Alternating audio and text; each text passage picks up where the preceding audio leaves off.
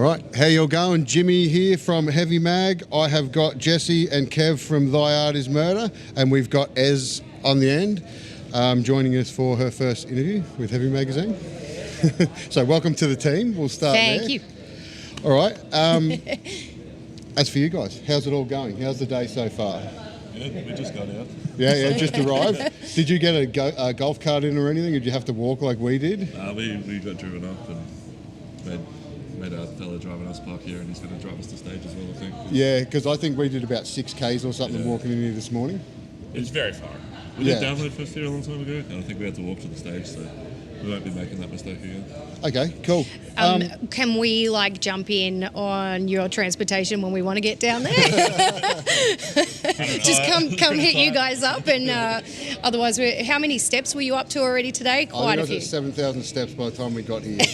So we've done multiple laps around the place, but good. So, new album released not long ago, September was it? Yeah, something like that. Yeah. September. All right, and this is the first show since then. Have you done some more?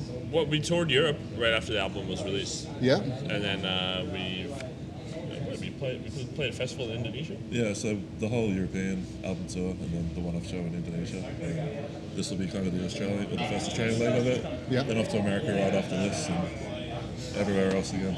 Okay, cool. We've jumped a few questions I had there anyway. So, how's the new album been received? Really well. The European tour was unreal.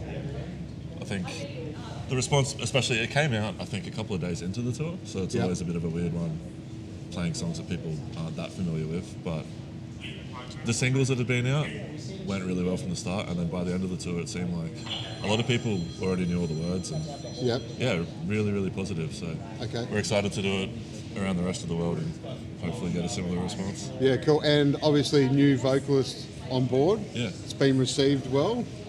I think so. Yeah, man. So, and that was a bit weird when it happened, right? Because is it actually Tyler on the album? Yes. Yeah, because it was recorded and then you redid the vocals with Tyler. Is that how it went down? I kind of got bits and pieces of as was happening. Yeah. So there is a version of CJ just on vinyl on that, but everything that everyone hears is Tyler. Okay, cool. Anyone still talking with CJ? How's that relationship? Is it all good or? No, we don't really talk. Nah. Are you able to shed some light on sort of how you navigated that situation and the implications that had on sort of the band's identity and how you would move forward? Because I imagine it wouldn't have been the easiest territory to traverse at the time. I don't think things like that are ever easy. But the album's been received well by fans regardless, or did it take them time to settle into? Because it was quite a bold move and quite a shock to everybody. No, I think obviously playing that tour with a new vocalist and a new record, so there's a few things to process. Yeah, yep. But it was very positive. I would notice, in particular at the start, first couple of songs we would play, you could see everyone kind of feeling it out and what's going on here. And then by the end of every set, it was just completely back to normal. Like old times again, yeah. Obviously, so he's a great vocalist. He wouldn't struggle with it. Obviously, straight in there. Yeah. Especially with shorter notice and not as much preparation. Yeah. Very, very impressive. So. All right, cool. Very excited for him to have a little bit more time and show more what he can do as well. Yeah, sweet. The dude's a freak. You guys have been around for about 18 years, is that correct? The band was formed in 2006, thereabouts or something? Yeah, probably so. I've got no idea. You're the second band now that we've reminded how old they are. Yeah. I mean, with how it works, new members and all that. But even Andy was saying to me yesterday, I think, my 11th year now, which blows my mind as well. So it's probably about right. So how much, in your eyes, has kind of the Australian metal scene kind of changed in that time or evolved, from your perception? It's really interesting for you.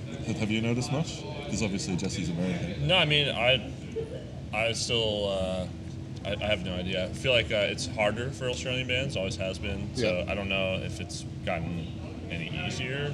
I mean, with COVID, probably not. Yeah. But I don't know. It's nice to see local bands and people that still are passionate about it and doing it. So I work at a concert venue as well, so I get to see a lot of younger bands that come through and play shows and stuff. It's awesome. Yeah. Okay, cool. So how long have you been over here for? I've been in Australia for almost 3 years. Yeah. All right. So I'll step back with you then, further back, say mid-2000s, because it's something I pick up on now is back in that mid-2000s, there was kind of this, like a battle of the bands between the bands. Like there used to be a bit of, oh, we're better than you, that kind of stuff going on back then, but it seems to me now it's more of a collective force than it is everyone fighting against each other. Yeah, Have you found that? Definitely something that so early on going overseas with bands like Parkway Drive, I think that was a big thing that we noticed is they've always tried to take Australian bands out of the country and kind of showcase what we have here. And then that's something we've taken on as well, trying to bring Australian supports on a lot of our tours. And yeah, I don't know, it's kind of hard to remember back in the day where you're talking about a bit of the battle of bands and all of that, but what I really think about Australian music is that type of thing where we're all trying to prop each other up. Yeah.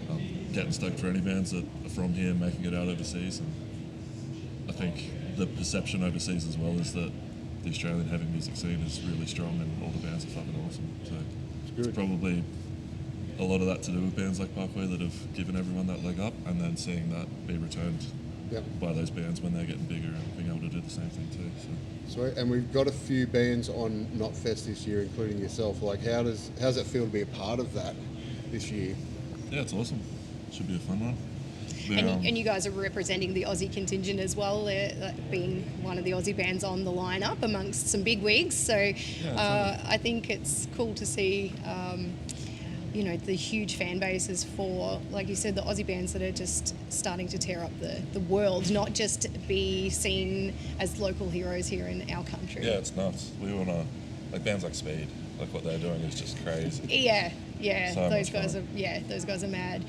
So are there bands that are here that you're going to get like muck about with while you're on the KNOTFEST? Have you got any dirt to dish on anyone yet? I know it's early No in real dirt. Like I said, we just got in, and then pretty much after this, we're off to stage, and I think we're out of here afterwards. But we got a few days. There's no fun. There's no fun stories in that. Yeah. No, by the end of it, we should be able to catch a few of the other bands. Yeah, cool. I mean, just walking from the car park to here, we bumped into 20 people that we're good mates with, and yeah, I'm sure there'll be a little bit of trouble. Yeah, good. That's what I like to hear. That's what it's all about. I feel like there's an element of chaos to festivals that you don't get on like club shows and stuff like that. So yeah, it's a bit of a party, a bit of a catch up. Yeah, and being able to like see other bands you wouldn't necessarily tour with as well. I think. Yes. Like, obviously similar genres, but we don't always cross over as much unless it is something like a festival. Yeah. Literally with bands like Speed, you know. Yep. I kind of always envision it as a bit like a school camp. Everyone gets a bit like let's loosen because you're all with your mates, and you're there for a job, but also it's a good time. Yeah, it's a good catch up. Do you have any rituals or traditions that you guys do to prepare for, say, a festival or just a gig in general? Tapping on things for a few hours. Warming up. I think Kevin and I always drink a Red Bull. Yeah. But I mean, nothing too crazy. Yeah, right? really. Yeah. Just just warm up, try to practice, and get ready. I guess. Yeah. Yeah, nothing too crazy. Yeah, nothing. No voodoo or voodoo rituals. We should introduce that to these interviews. So, after the KNOTFEST run, you're back over to Canada and the States. Yeah. And then Europe and UK, some shows and festivals over there. Yeah, all the summer festivals in Europe after the American tour, which similar vibe to this. I'm so excited. Yeah.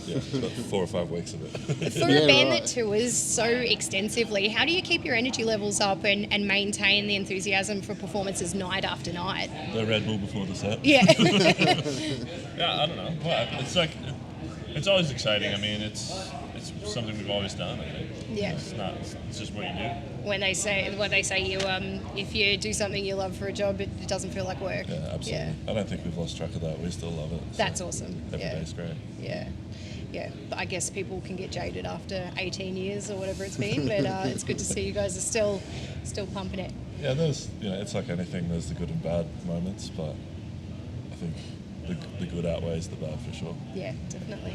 Yeah. Now, I usually ask this next question to international bands, and the answer is always Australia.